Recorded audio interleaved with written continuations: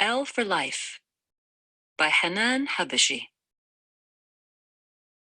How are you, Baba? It's been ages since I last sat and talked to you. I nearly forgot about my promise to write to you whenever happiness sneaks into my little heart. I'm afraid a letter filled with happiness risks never being written, so let me write to you without conditions. Don't deprive me of the sense of satisfaction I used to get when addressing you. Today marks 11 years since the day you were gone, but only now am I starting to realize how dearly I miss you, how your loss is too awful a beast to conquer. You know you are sorely needed. My only solace is that I know you feel my thoughts. Life has become more painfully complex than getting a good grade in history or going out with Auntie Karama's family. Life is never that simple. What to tell you? Gaza is frustrating these days, well, these years. It's a good exercise in patience, at least. This summer is the worst of all the summers that passed without you. Breathing some good air has become a luxury we cannot always afford. When nothingness takes over, which happens quite too often, I sit in my room, which is fully exposed to the sun, gazing at the tiny mark of the gunshot and the ugly crack it left there. Yes, that very same crack on the wall caused by his rifle. Such an eyesore. Other times I would gaze at it, trying to recall how that soldier might look like. That huge creature grabbed you out of my bed and didn't give you the chance to finish my bedtime story.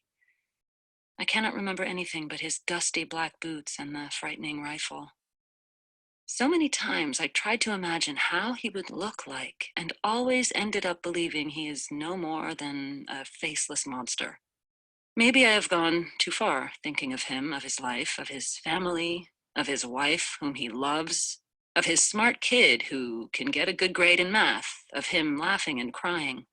Baba, what would make this kind of human rejoice over the fact that I am living the agony of being fatherless with an uncompleted story? It is when darkness prevails that I sit by the window to look past all those electricity-free houses, smell the sweet scent of a calm Gazan night, feel the fresh air going straight to my heart, and think of you, of me, of Palestine, of the crack, of the blank wall, of you, of Mama, of you, of my history class, of you, of God, of Palestine, of our incomplete story. I enjoy bringing to my mind your tender voice narrating the story of Tha'ir. I still remember how I cheerfully beamed when you told me that Tha'ir and I are so much alike, that he has my wild eyes and I his sheepish smile. I have not yet known who he is or where in life he stands, but I believe I had always trusted your heroes. I can never forget how your dazzling eyes had brightened when you recalled him planting some olive seedlings in the backyard of the orphanage. God bless the smile on your face. God bless the seeds under the ground.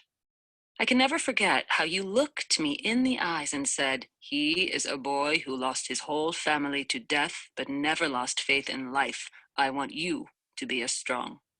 Baba, do you remember when I asked you if he was strong enough to wrestle an Israeli soldier? You grinned.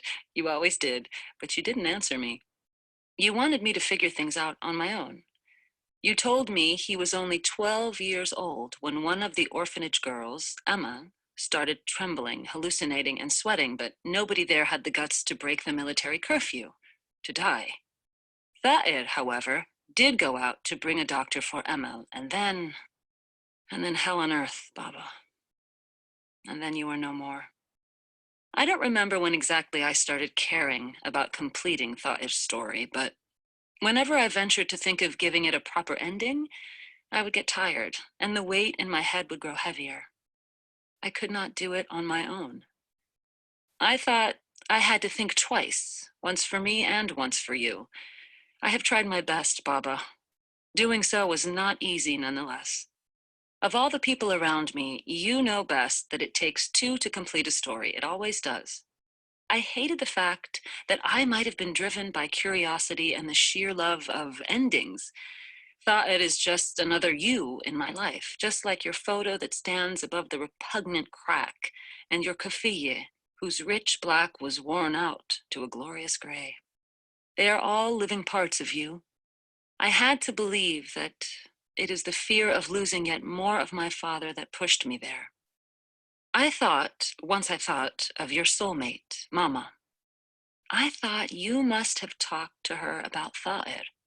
I imagined you both had spent nights admiring his eyes and smile, for I can clearly remember when you got together, which was some kind of a luxury for Mama, talks between you did not end. I sometimes travel to specific memories. I hear the timbre of your voice and the echoes of Mama's laughter which died long ago. But don't you worry, Mama never fails to smile. I know I shouldn't bother you, Baba, but you've got to know that every passing day, Mama is getting frailer. I always wonder, what does she know which I don't, and makes her go on in a life of bitter loneliness? She must know much, right? Thinking that she knew Tha'ed, I once plainly asked her, what happened to Tha'ed in the end? She washed the last dish, turned the tap off, and stared at the sink for some time. I felt like she was about to give me the healing answer, but she at once retracted. Who's Tha'ed? She asked, narrowing her eyes. Tha'ed, I answered. Then seeing uneasiness drawn on her face, I repeated, Tha'ed, my father's Tha'ed. In every move she made and every word she didn't say, I could see the glint of a story in the distance.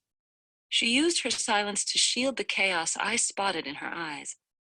Mama, Tha'ed, the strong kid who planted olive trees at the orphanage. I went on, trying to get her to talk. Strong, huh? It doesn't matter how strong you are or pretend to be. Life is going to get to you sometimes, and that doesn't make you weak, sweetheart. It makes you human. I know, Baba, you don't know this new woman. I don't either. I like to call it wisdom. Mom has become cynical, unfortunately, but she gained a lot of wisdom nonetheless. Believing that her answer had nothing to do with your Tha'ed, I asked her again if she knew what happened to him and whether he got back to the orphanage or not. He got back home indeed. We all will, she whispered under her breath. I spent that night thinking of Tha'ed's home, of the distant life in Mama's eyes. I kept wondering, what's more torturous? The awful buzz of the drone outside, or the sounds of some tough questions inside? I guess I eventually slept with no answer, thanking the drone for not giving my inner uproar any chance to abate. 2 weeks ago, Grandfather went out with Abu Firas, a neighbor, to get the UNRWA food coupons. He left home sane and returned crazy. That simple. Abu Firas says Grandpa waited 3 solid hours under the burning sun in a long queue. When he finally was about to get the coupon, he asked the man there, "What are you offering me?" His answer was simple: food. "And when exactly am I going to get my Jaffa with this coupon?" Grandpa cried out. You can imagine what kind of hullabaloo took place, but everything calmed down when Abu Firas forced him back home. I don't like to think much of the incident. I know that ever since you've been gone, his life is entirely devoted to the grief over a lemon tree and a dear son. Now he is no longer the man I would talk to for hours. He doesn't believe anymore, doesn't believe in me. He says people fight and die to regain our Palestine, but those freedom fighters don't come back, nor does Palestine. He swears you are now in Jaffa, sitting by a lemon tree, enjoying the sun disappearing into the blue of our marvelous sea. Grandfather says you would never come back, for who on earth would leave the paradise of Jaffa? I am day after day falling in love with the years that dwell in his wrinkled face and the memories of the old days, which are the beats of his weak heart. You have to expect that I asked Grandfather about Tha'ed.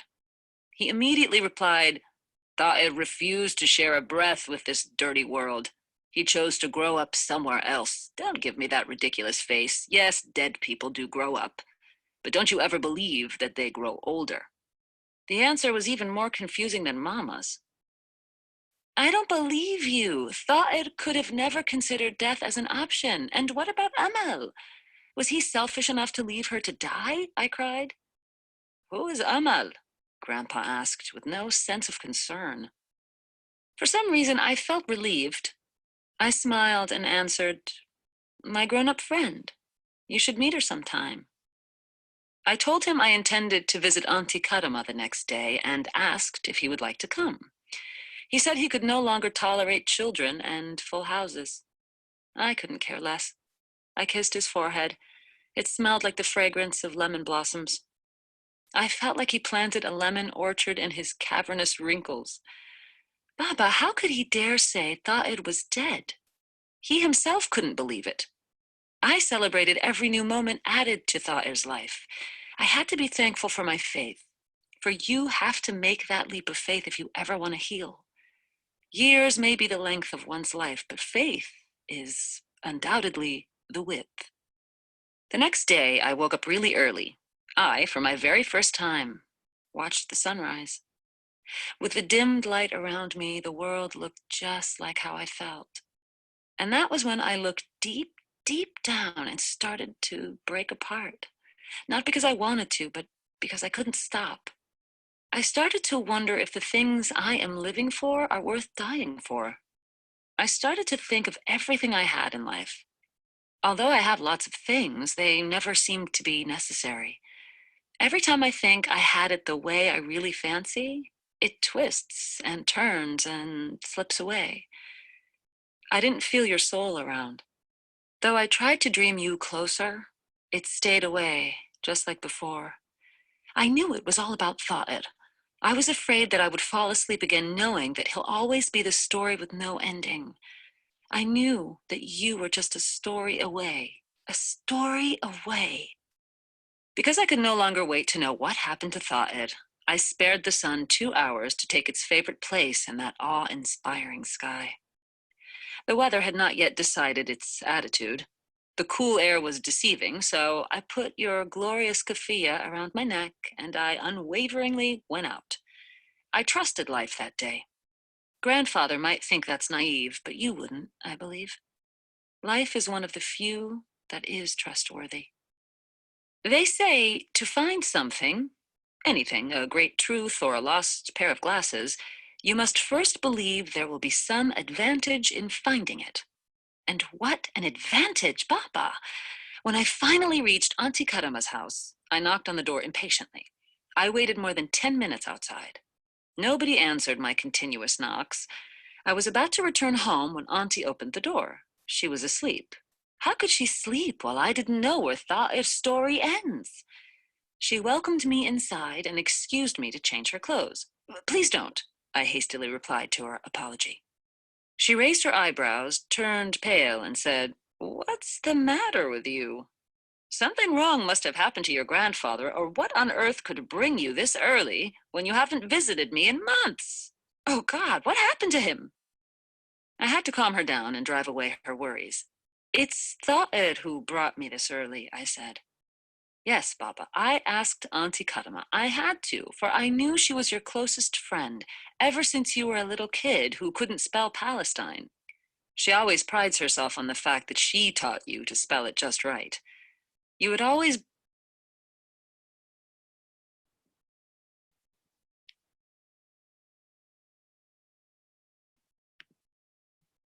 always prides herself on the fact that she taught you to spell it just right.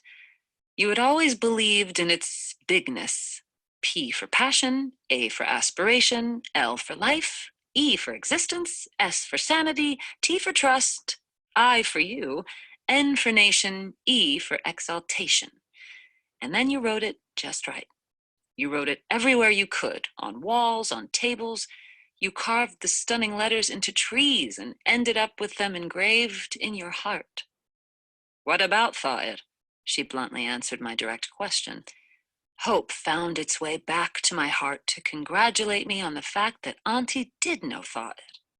I mean, what happened to him in the end? Did he manage to get his way back to the orphanage? Did Amel survive? I asked, but she chose not to give an answer. Truth be told, I was disappointed. I felt you didn't trust my heart. You didn't want me to get any closer to your story. She returned, dressed in black, and said, "Get up. We're going somewhere special." With my teary eyes, I gazed at her and said, "Where on this part of the planet is there somewhere special?" She got angry at my answer and said that I am not worthy of knowing Tha'ed in the first place if I didn't believe in this part of the planet. You have to know that I felt ashamed. We eventually left. She took me to places I have never been to. The narrow, dark roads of the camp captivated my heart. I felt that bittersweet sensation. I felt you were there. I was sure you were there. On our way to the special place, Auntie Karama didn't stop talking about every single family in the camp. Stories of deep agony were our companions. I asked her how she could know all these stories. She said that our Nakba is no secret. I admired her more than ever. In my eyes, she had been no more than a dull history teacher. It was the first time I knew that she refused to get promoted to be more than a third-grade teacher. She believed in children. She said she couldn't leave the hope that resides in their pure little hearts. "Here we are," she said. I was totally surprised. Was it even a place? I went in speechless. Auntie Karama seemed to enjoy the remnants of a burned house. A scent coming out of the earth enveloped me. I couldn't wave it away. Auntie's smiling silence started to press heavier on my heart. I lost sense of place. I'm nowhere. I'm everywhere. I'm here. Auntie's fruity voice finally came to life such that you wouldn't believe it had ever been silent. "Goodness, can't you feel it? Your father spent his entire youth teaching the kids here to spell Palestine. P for passion, A for aspiration, L for life, E for existence, S for sanity, T for trust, I for you, N for nation, E for exaltation." I, for a few seconds, was afraid that she too had gone crazy. "Which kids, Auntie? Your special place is no more than a wasteland." I spoke finally. She swallowed what seemed to be a great deal of anger. She went back to the ruins. She smiled. She laughed. She cried. She went on sighing. "Now, what does your place have to do with Tha'ed and Amal?" I interrupted her ongoing sighs. "You know what, Miriam? You blew it. However, I have always believed life is about second chances. You hardly ever deserve them, but at some point, we all need them." She tenderly replied to my rudeness. She went on asking me, "If you prayed for courage, does God give you courage or the chance to be courageous? If you prayed for truth, does God give you his truth in your hand or the chance to open your eyes?" "Life takes work, I believe," I briefly answered. "Then open your eyes, sweetheart. Look past the burned house. You'll find the answer by yourself. I believe in you. I believe in whomever your father told the story of Tha'ed," she said, smiling at my teary eyes. I couldn't see anything, Baba. Nothing caught my bleeding heart. I felt ashamed. I felt you deserved a better successor. I lowered my head to the ground. I smiled, I laughed, I cried. I kept on sighing at the sight of the olive tree standing alive at the very end of the burned house of the orphanage. Tha'ed's seeds grew up. Nothing else was left, but the tree was enough for me, for Amal, for Tha'ed, and for you, my dearest Baba.